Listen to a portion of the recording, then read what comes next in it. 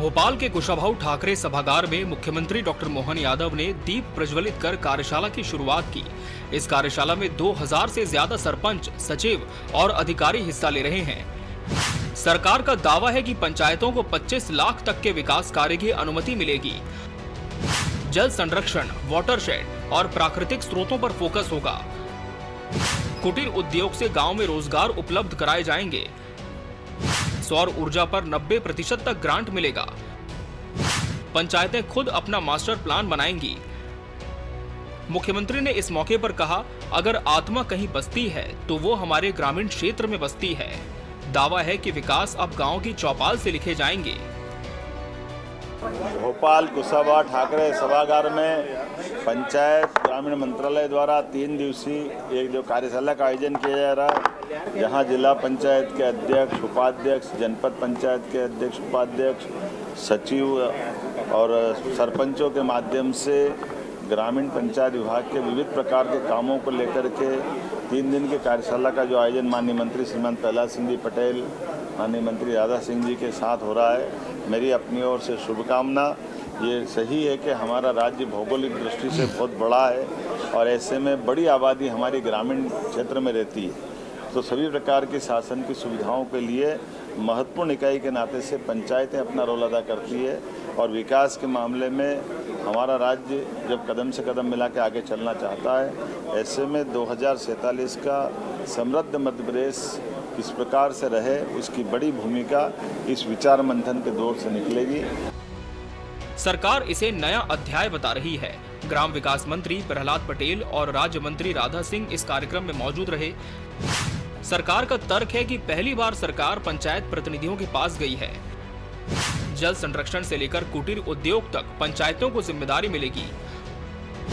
पंचायत को मिनी प्रशासनिक यूनिट बनाने का रोड मैप तैयार किया गया है। 2047 के अमृत काल तक गांव को आत्मनिर्भर बनाना लक्ष्य है। विदिशा से मास्टर प्लान मॉडल की शुरुआत होगी। सरकार का दावा है ये सिर्फ पंचायत नहीं, आत्मनिर्भर स्वराज की शुरुआत है।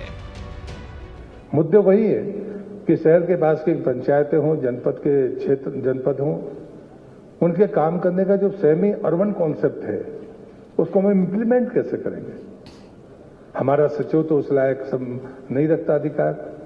जो काम नायब तहसीलदार और तहसीलदार का है वो सचिव नहीं कर सकता। सेस कलेक्शन का मामला हो, आश्रय निधि को इकट्ठा करने का मामला हो, ये ऐसे वित्तीय मामले हैं जिनके बारे में हमें मिलकर सोचना ही होगा।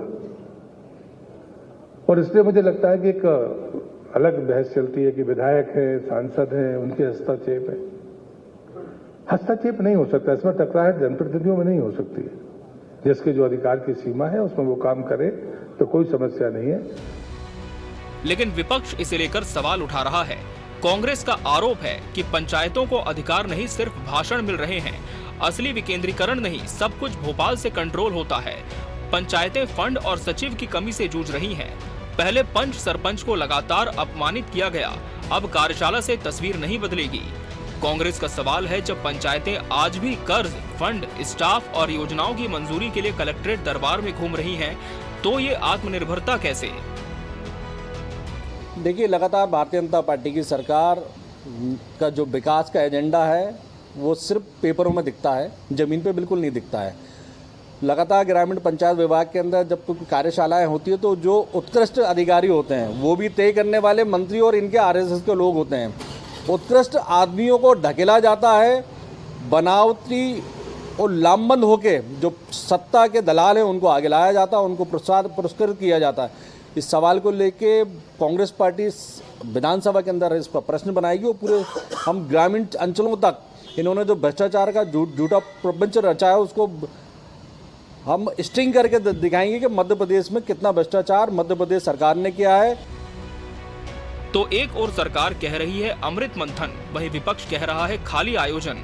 लेकिन ये भी सच है कि digital panchayat, e governance, watershed, रोजगार मूलक ग्राम उद्योग और मास्टर प्लान जैसे मॉडल अगर सही ढंग से लागू हों तो आत्मनिर्भर पंचायत संभव है। आत्मनिर्भर भारत का सपना आत्मनिर्भर पंचायत से ही पूरा होगा। गांव बदलेगा तभी भारत बदलेगा। Bureau report, TV24 news.